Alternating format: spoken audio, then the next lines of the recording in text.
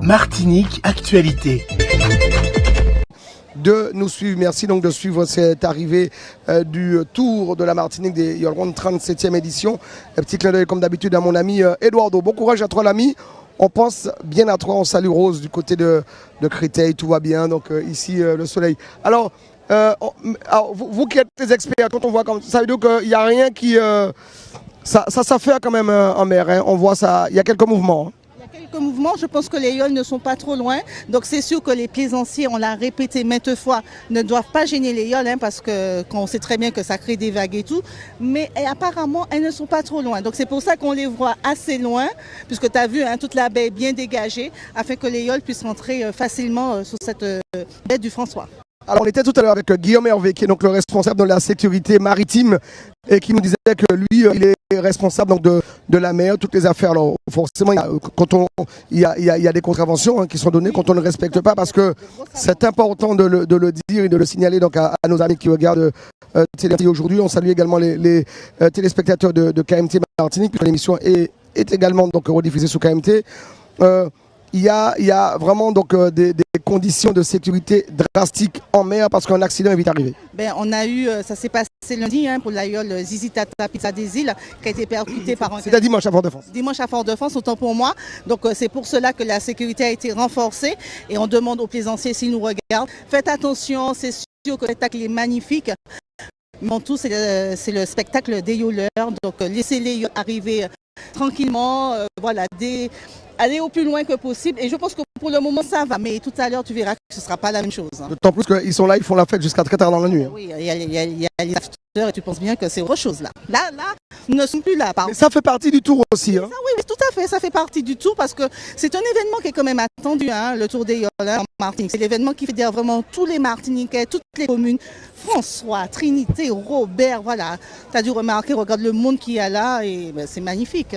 Petite question, Véro, on peut te retrouver toi sous des katas en after, toi? Non, du tout, non. Franchement, non. C'est le sérieux qui prime avant tout. C'est le sérieux qui prime et puis le kata, non. J'ai le mal de mer en fait. Chut, ça reste entre nous. D'accord, merci. Gisèle, pas de kata pour toi, pas d'after sur le tour, non? Jamais? Ah oui, les afters, c'est autre chose, les afters. Mais est-ce que toi, tu le vis, toi, les afters? Tu en fais, toi, des afters? Les afters, oui, chez moi. Ouais. Après, pourquoi c'est pas un after chez moi? Ben oui, on n'a pas besoin d'être sur un kata. Ouais. On n'a pas besoin d'être sur un kata pour faire un after. Oui. L'after, oui, chez moi, oui. Je ne dors pas tôt, donc après, il y a toujours un after chez moi. On se met une petite table, on se met des choses, et puis on reparle de course. On va se coucher vers les minuit et demi, 1h, et puis voilà, donc c'est un after. Et la bouteille d'eau Didier, hein, donc n'oubliez pas, donc voilà.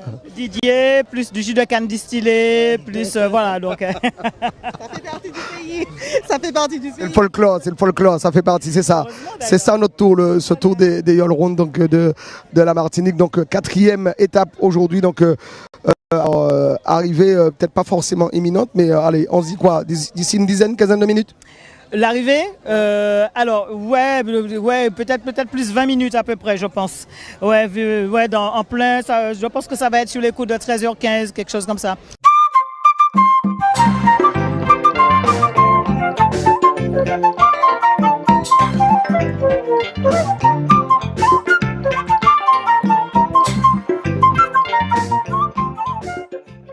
Nous sommes en direct, on est avec Gervais. Gervais, on entend, hein?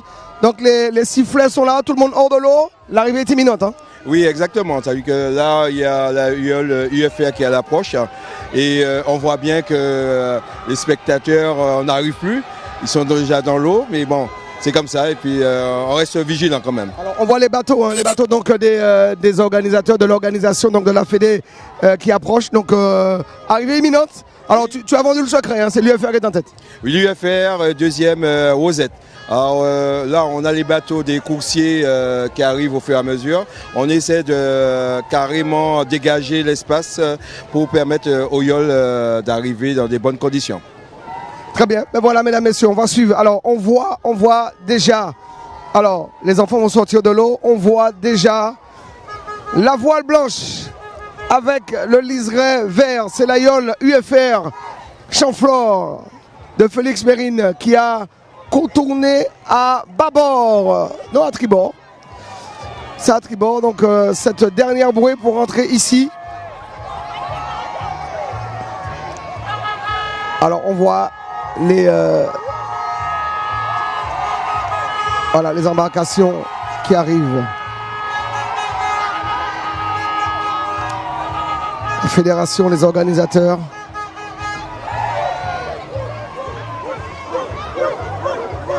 Et on va rentrer dans le COP. Allez, on va rentrer dans le COP. On va rentrer dans le COP. On va rentrer dans le COP.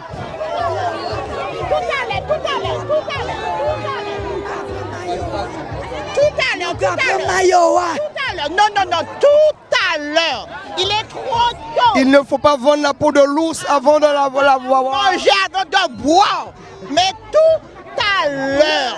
Alors vous l'aurez compris, normalement, en toute logique, l'UFR devrait coiffer donc cette ligne d'arrivée dans quelques instants et par la même occasion endosser le maillot rouge de leader puisque Sarah Énergie Nouvelle, l'aïeul du marin, est en 3e position à 3 minutes. Bonjour. Et 3 minutes c'est largement suffisant parce que ce matin ils avaient que quoi? Allez, 16 secondes de retard, hein, 16 secondes de retard donc sur le classement au temps. On va... Alors, il nous avait promis une belle course, Félix Mérilier. Il nous avait promis une belle course.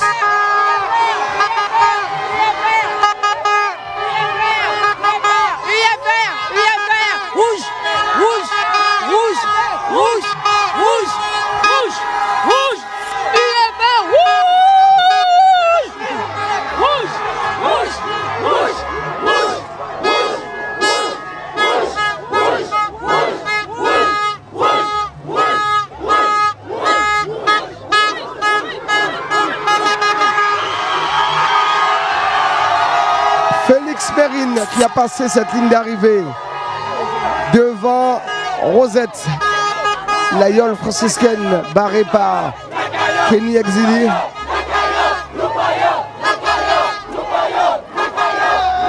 Et 3e position, il est en train de virer la dernière bouée pour Sarah Énergie. Félix Perrine, leader ici, qui gagne enfin une étape. 3 fois 2e et pour la 4e, il est vainqueur ici à la jetée au François.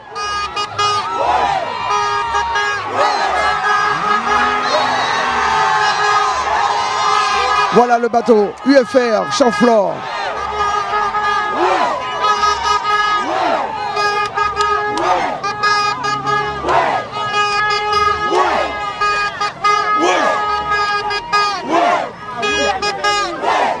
Avec le maillot rose et demain ce sera maillot rouge, le maillot de leader.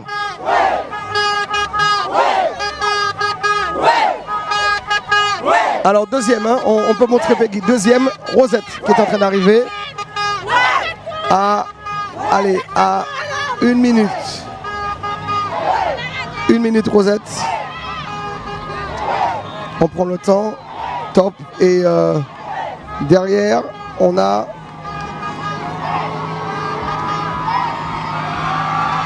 Sarah Énergie Nouvelle qui a viré la dernière bouée donc à tribord.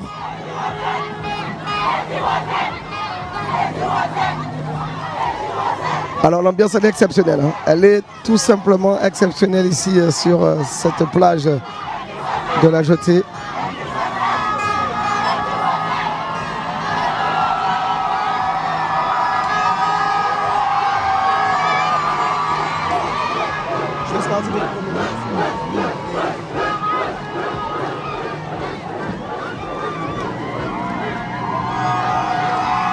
Rosette.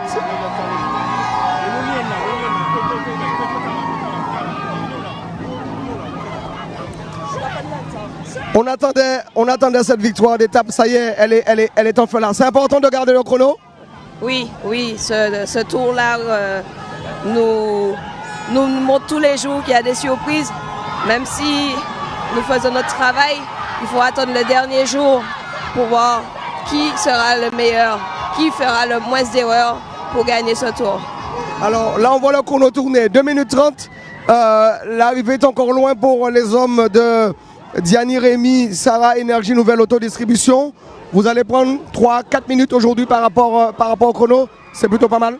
Ouais, un petit peu. 3 minutes, ouais, c'est pas mal pour partir demain. Mais la compète n'est pas finie. Il faut rester serein. Alors on le disait hier à Félix sur la baie du Vauclin. Le Tour des Yoles ronde ne fait que commencer. Oui, il a commencé réellement aujourd'hui. Alors victoire d'étape, 3 fois deuxième et pour la 4e, vous passez en leader cette ligne d'arrivée.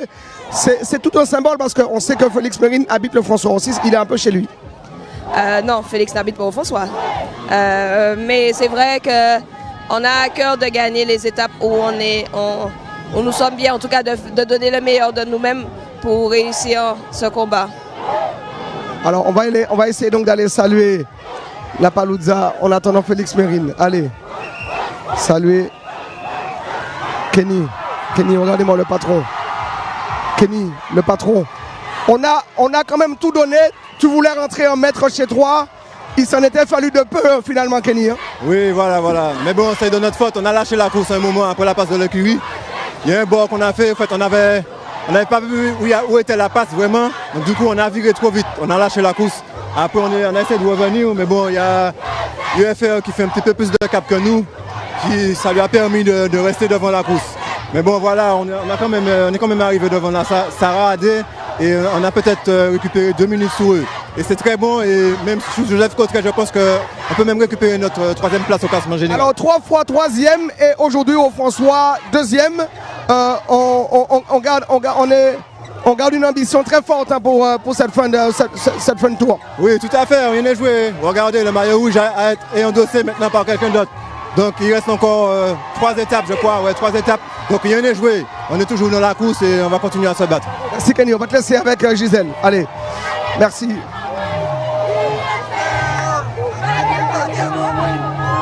Allez, on va essayer donc d'aller. Allez, on a Sarah qui arrive.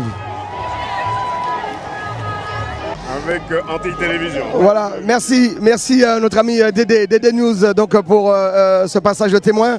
Félix, bon, on en parlait, les 2e places, c'est pas forcément quelque chose que tu retiens. La première aujourd'hui donc ici sur ce port de la Jetée au François, tu as été la chercher et c'est pas démérité. Ah oui, c'est vrai, non, c'est vrai. On est allé le chercher parce que c'est vrai cette victoire, parce que c'était une victoire. Il fallait gagner parce que bon, vous vous rendez compte, ce peuple-là, depuis 3-4 jours, ils sont après nous, ils sont derrière nous, afin de nous supporter, de souffrir. Et il fallait une victoire. Bon, c'est vrai qu'on ne s'attendait pas pour le moment. Notre stratégie cette année, ce n'était pas de toucher le maillot très tôt. Mais bon, le maillot est là, c'est vrai, on va défendre ce maillot jusqu'au bout. Alors, ce maillot, vous le prenez à 2-3 minutes, hein, donc après. Hein. C'est ça, c'est faible, c'est très très faible. Bon, maintenant, c'est à nous maintenant de défendre ce maillot. Mais je dis aujourd'hui, franchement, bravo à mes gars et aussi cette victoire, franchement, on méritait cette victoire. Alors demain, on va quitter donc ce port de la Jetée pour allier donc la plage donc des Résignés à Trinité. Un plan d'eau que tu maîtrises parfaitement, tu es un petit peu également dans ton jardin, mais après donc Résigné, on a également une grosse étape et une étape qui ne te sourit pas toujours. Ah oui, ça c'est vrai, c'est Trinité, Saint-Pierre, c'est vrai, c'est l'étape de la mort.